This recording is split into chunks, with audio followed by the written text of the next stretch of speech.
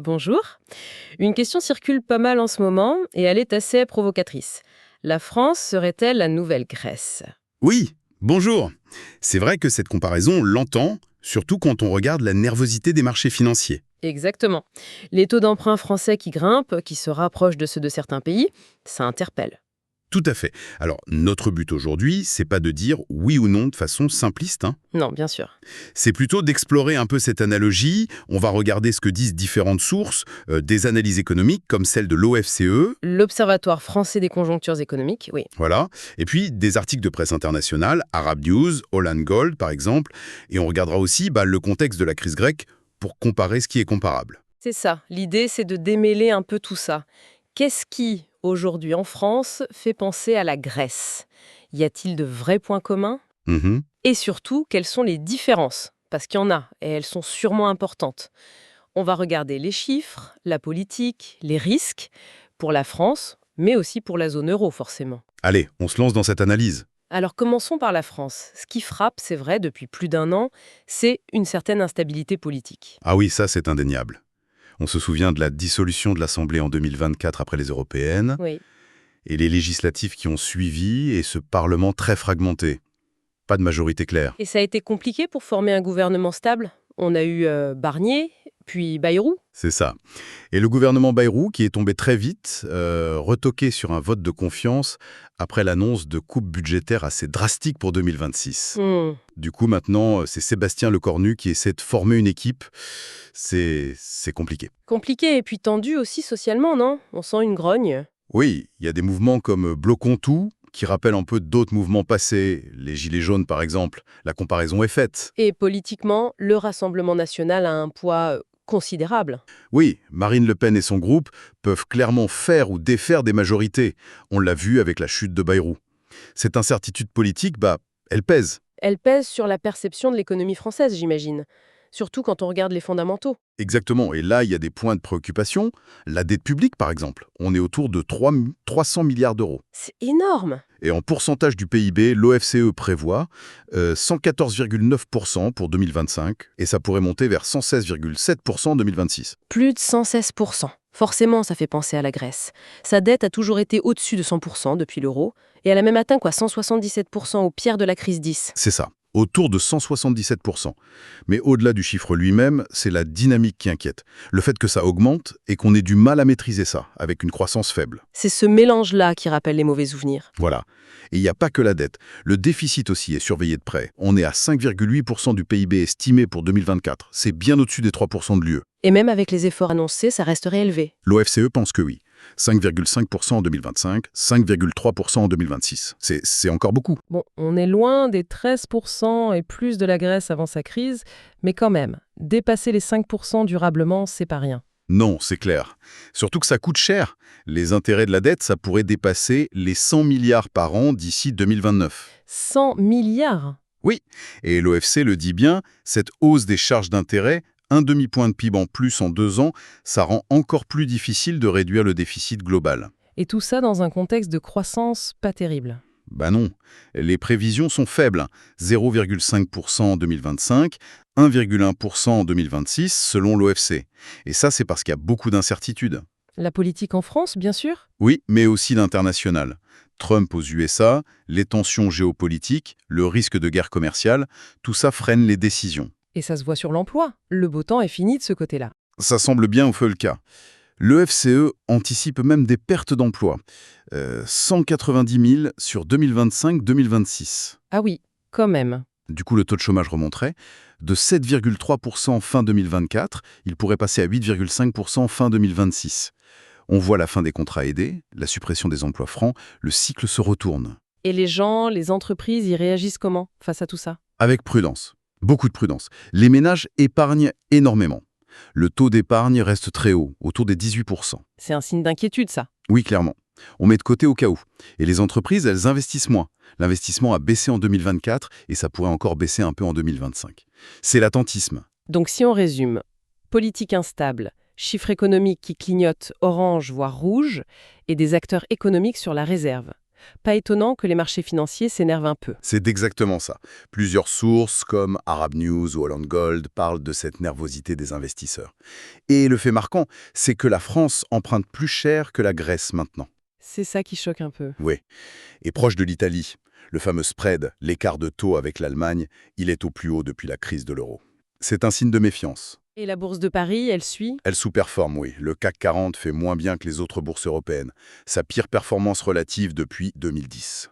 2010, l'année où tout a commencé pour la Grèce. Le parallèle est tentant. Il est là, oui. Les marchés, eux, ils le font clairement, ce parallèle. Ou du moins, ils intègrent un risque France plus élevé. Alors, creusons ce parallèle, quels sont les points communs au-delà de cette réaction des marchés? Mais le premier point, c'est les chiffres bruts. Dette et déficit. On l'a dit, la France est au-dessus des clous européens, avec une dette vers 114-116% et un déficit au-dessus de 5%. Même si c'est moins extrême que la Grèce à l'époque. Oui, moins extrême. La Grèce, c'était plus de 170% de dette, un déficit à plus de 13%. Et puis, il faut rappeler que la Grèce, elle avait quasiment jamais respecté les critères de Maastricht, même avant l'euro. La France, là, elle est clairement en infraction sur le déficit. Et cette tension sur les taux, le spread qui s'écarte, c'est vraiment un écho de la Grèce? C'est un écho, oui. Pour les marchés, une hausse rapide du coût de financement, un écart qui se creuse avec l'Allemagne, c'est un signal d'alarme classique.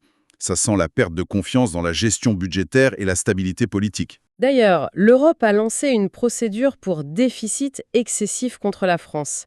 Est-ce qu'on pourrait imaginer, dans le pire des cas, une aide européenne conditionnée, comme pour la Grèce? C'est un scénario qui est parfois évoqué, oui. Si la France n'arrivait plus à se financer à des taux raisonnables, elle pourrait, en théorie, devoir demander de l'aide. Ce qui rappellerait la Troïka. Exactement. La Commission européenne, la BCE, le FMI. Avec les plans d'aide massifs, mais surtout les conditions très dures qui allaient avec. L'austérité forcée. C'est un scénario catastrophe, mais il est dans certains esprits. Autre point possible de comparaison, la difficulté à faire des réformes. Alors oui, il y a une difficulté dans les deux cas, mais c'est pas pour les mêmes raisons, je crois. Ah, En France, aujourd'hui, c'est surtout le blocage politique, l'absence de majorité, qui empêche d'avancer sur les réformes économiques. En Grèce, c'était plus profond, plus structurel.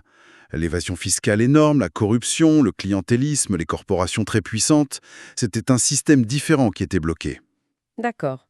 Donc des blocages, mais d'origine distincte. C'est ça. Ok, donc on voit les parallèles, surtout sur les chiffres et la réaction des marchés, mais insistons maintenant sur ce qui n'est pas pareil, les différences. Et la première, elle est énorme, c'est la taille. La France, c'est la deuxième économie de la zone euro. Une crise majeure ici, ça n'a rien à voir avec l'impact de la crise grecque. Le risque pour toute la zone euro serait beaucoup plus grand. Mais peut-être aussi too big to save. C'est ça qui change tout. Et la situation actuelle, même si elle est sérieuse, on n'est pas au niveau de la Grèce au plus fort de la crise quand même, hein. Non, non, pas du tout. À ce stade, les taux français sont vers 3%. C'est haut par rapport à l'Allemagne, mais la Grèce, c'était plus de 16%. Oui, c'est une autre dimension. Et surtout, la France emprunte toujours sur les marchés. Elle n'est pas sous programme d'aide, elle ne subit pas une austérité dictée de l'extérieur. Pas de coupe massive dans les salaires des fonctionnaires, les retraites, pas de hausse de TVA à 23%. Voilà. Et pas de contrôle des capitaux, pas de banque fermée comme en Grèce en 2015, on n'en est pas là. Il y a aussi des différences sur l'origine du problème de dette et de déficit, non ? Oui, c'est important. La Grèce, il y avait cette histoire de statistiques truquées pendant des années, avec l'aide de banque, pour cacher la vraie situation. C'était un péché originel en quelque sorte. Un peu, oui. En France, le dérapage récent s'est lié en partie à des recettes fiscales qui rentrent moins bien que prévu, à la conjoncture et à des choix de dépenses. C'est pas la même genèse, même si le résultat, le déficit élevé, est là. Et la réponse politique qu'on essaie de mettre en place en France, elle est différente de l'austérité grecque. Dans les intentions, oui.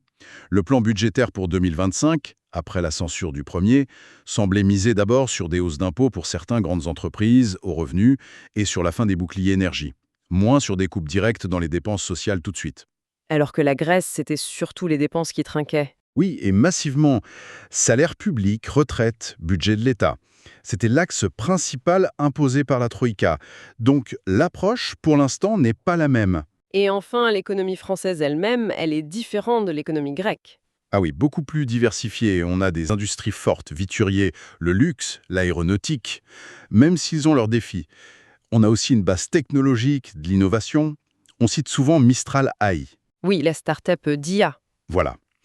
C'est un symbole de ce potentiel. La Grèce était plus dépendante du tourisme, du transport maritime, avec des questions sur son appareil productif, une possible maladie hollandaise. Attention, tout n'est pas rose en France non plus. L'OFCE pointe des soucis de productivité. Bien sûr, il y a des faiblesses aussi. Mais la structure globale n'est pas comparable. Bon, le tableau est donc nuancé. Des parallèles qui font peur, mais des différences importantes. Alors c'est quoi les vrais risques pour la France maintenant? Le risque principal, c'est l'engrenage. Que l'instabilité politique continue, que la confiance s'érode encore, que les taux montent trop. Et que ça devienne intenable. Voilà. Et là, on serait peut-être obligé d'aller vers une austérité beaucoup plus dure, ce qui aggraverait les tensions sociales. Qui sont déjà là. Oui. Et ça pourrait aussi contaminer d'autres pays de la zone euro. C'est ça, le risque de spirale négative. Et l'impact social d'une austérité sévère, on l'a vu en Grèce, ça peut être dévastateur. Ah oui. Pauvreté en hausse, chômage massif, services publics dégradés, santé, c'est un coût humain terrible. Surtout qu'on voit déjà le chômage remonter un peu en France et ce climat social tendu. La dette, mais sans tuer la croissance. Facile à dire. Difficile à faire, surtout avec le blocage politique actuel. C'est ça le nœud du problème. Comment définir et appliquer une stratégie cohérente et acceptée dans ce contexte? Il faut restaurer la confiance, des marchés, mais aussi des Français. Certaines analyses disent même que ce qui arrive à la France, c'est peut-être un symptôme de quelque chose de plus large en Europe. C'est une lecture possible, oui. Que les difficultés françaises à se réformer, à trouver une stabilité, reflètent un besoin pour toute l'Europe de repenser son modèle face aux défis mondiaux. Une sorte de transition difficile dont la France serait un peu le laboratoire. Intéressant. Bon, si on essaye de conclure, la comparaison France-Grèce, elle n'est pas complètement folle, disons. Non. Elle s'appuie sur des éléments réels. La dette, le déficit, la croissance faible, la nervosité des marchés. Ça rappelle des choses. Mais Mais les différences sont majeures. La taille de l'économie française d'abord. Ça change tout en termes de risque pour l'Europe. Et puis, la situation actuelle, même inquiétante, n'est pas encore comparable à l'effondrement grec. Les problèmes de fond, les réponses politiques, c'est pas non plus identique. donc, la France fait face à de vrais risques, surtout politiques, et ça pourrait déborder sur l'Europe. Oui, ça c'est clair. Le risque de contagion est là. Mais dire qu'on est sur la même pente que la Grèce à l'époque, c'est une simplification pour l'instant. Et pour finir, il y a une pensée qui émerge de tout ça. C'est cette tension très française, hein. D'un côté, l'instabilité politique, les blocages, ça inquiète. Oui, Et de l'autre, une économie qui a quand même des forces, de l'innovation, des réussites comme Mistral AI. c'est exactement ça. Et la vraie question, c'est peut-être pas est-ce que la France est la nouvelle Grèce, mais plutôt est-ce que son système politique actuel va lui permettre de mobiliser ses forces pour éviter de le devenir? Est-ce que cette dualité, blocage d'un côté, dynamisme de l'autre, sera sa force ou sa faiblesse face aux défis? Voilà, c'est la question qui reste ouverte et qui donne matière à réfléchir, je crois.